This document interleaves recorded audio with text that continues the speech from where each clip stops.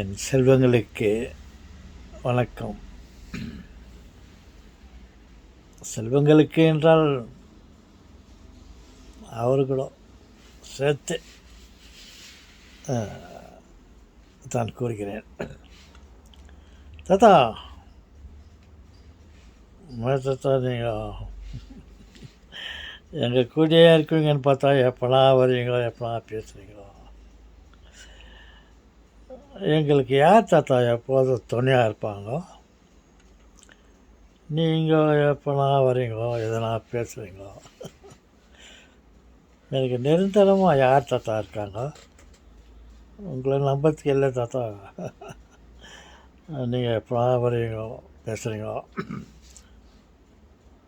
உன்னோடு நான் இருப்பேன், உன்னோடு நான் இருப்பேன்,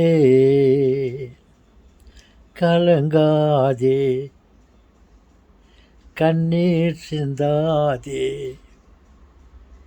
நான் உன்னை மறவேன், உன்னோடு நான் இருக்கிறேன், எப்பொழுதும் நான் உன்னோடு இருக்கிறேன், என்னை நம்பு, நம்பினோர் கெடுவதில்லை, அப்படி என்று சொன்னார். அதுதான் எங்களுக்கு ஆறுதலாக இருக்கிறது தாத்தா.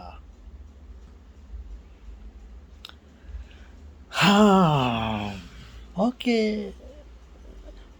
அதையாவது வைத்துக்கொண்டு ஆறுதலாக இருங்கள். அவர் சொல்லிவிட்டார் உன்னோடு நான் இருக்கிறேன் என்று. எனக்கு அவர் மீதும் நம்பிக்கை இல்லை செல்வங்களே. உன்னோடு நான் எப்போதும் இருக்கிறேன் சொன்னார். அவர் எப்போ வேணால் கலந்துக்குவார் சார். நம்மளை விட்டு எப்போனா போயிடுவார். அவர் ஏதோ ஒரு ஆறுதலுக்காக சொல்கிறாரு. இருக்கிற வரலையும் லாபம், கெட்ட வரலையும் லாபம். அதுவும் என்னப்போ அவரே அனுபவிச்சுக்கணும். தாத்தா என்ன தாத்தா இப்படி சொல்லுங்க? கடவுளை சும்மா ஒரு பேச்சுக்காக, ஏதோ ஒரு பேசணும் பண்ணுறதுக்காக நான் சொல்லிக்கிறேன். அவர் சொன்னார் உன்னோட நான் இருப்பேன், என்றென்றும் நான் உன்னோடு இருப்பேன் அப்படின்னு. எனக்கு அவருனால கூட நம்பிக்கை இல்லை. அப்போ யார் மேலே தான் தாத்தா உங்களுக்கு நம்பிக்கை? நமது கை கால்கள், நமது அவயங்கள், நமது உடன்பிறப்பு உறுப்புக்கள்,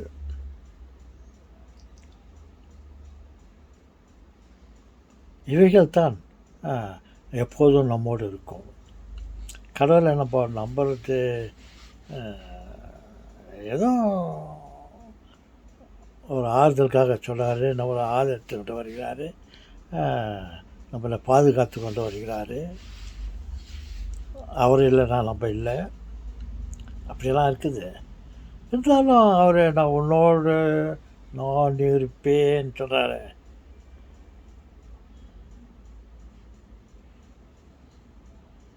நமது கை கால்கள் தான் எப்போதும் நம்மோடு இருக்கும். எப்போவுமே நம் கை கால்கள் உடல் உறுப்புகள் தான் நம்மோடு இருக்கும். 6 அறிவுகள். ஆண்டவன் அப்படி அவர் சொல்கிற மாதிரி எனக்கு எல்லாம் டவுட்டு இல்லை, உண்மை தான் நான் சொல்கிறேன். அவர் எப்போதும் நம்ம கூட இருக்கிறது இல்லை. கடவுள் யாரை நம்பினாலே கடவுள் நம்பக்கூடாது. இன்றைக்கி இருக்கிறாரு நம்ம கூட, நாளைக்கு நம்மளை கை விட்டுருவார். இன்றைக்கோ நாளைக்கோ வரும் சாவு. அவர் சாவுக்கு பயந்தவர். அவர் எப்போலாம் சாவு வந்துச்சுன்னா நம்மளை விட்டு ஓடுறார். அவர் சாவு ஒரு பயங்கர பிசாசு. கடவுள் கூட அந்த பிசாசுக்கு பயப்படுறாரு. அந்த பிசாசை நம்ம நம்மளை அண்டினால் அவர் நம்மளை விட்டு ஓடுறார். மரணம் எப்போது நம்மை நாடுகிறதோ இறைவன் நம்மை விட்டு விலகி விடுவார். உன்னோடு நான் இருப்பேன், உன்னோடு நான் இருப்பேன் சொன்னார். என்னைக்கு எப்போ எனி டைம் நம்ம மரணம் நமக்கு எந்த டைமில் வேணால் வரும். திருடனை போல் வரும் மரணம். அதனால் கடவுள் நம்மோடு எப்போதும் இருப்பார் என்று நம்ம நம்பிக்கொண்டு இருக்கக்கூடாது. இருக்கிற வரையிலும் லாபம். எப்போ நம்ம சாவு நாடி வருகிறதோ அப்போ அவர் நம்ம விட்டு போயிடுவார். உயிர், கடவுள் என்றால் நம் உயிர். உயிரைத்தான் நான் கடவுளாக வைத்துக்கொண்டு பேசுகிறேன். மரணம் என்று ஒன்று இருக்கிறது.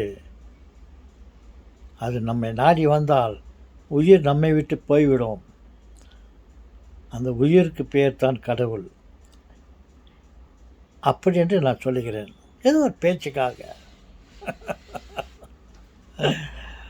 தாத்தா, நீங்கள் பேச்சுக்காக சொன்னால் கூட கரெக்டாக சொல்கிறீங்க தாத்தா. அவர் நம்மோடு இருக்க மாட்டார் தாத்தா. நம்மளை விட்டு போயிடுவார். உடலை விட்டு உயிர் போயிடும். உயிர் எப்போதும் நம்ம உடலோடு இருந்து கொண்டே இருக்கும் என்று நான் நம்பக்கூடாது. நம்ம இருக்கும் வரையில் கடவுள் அனைத்து நன்மைகளையும் நான் பெற்றுக்கொண்டு நம் மற்றவர்களுக்கும் அதை பகிர்ந்து கொடுத்து கொண்டு இருக்க வேண்டும். ஓகே சொல்லுங்களே. அவர் போயிட்டு போகிறாரு. விஷயமாக இருக்கலாம். ஓகே, பாய்.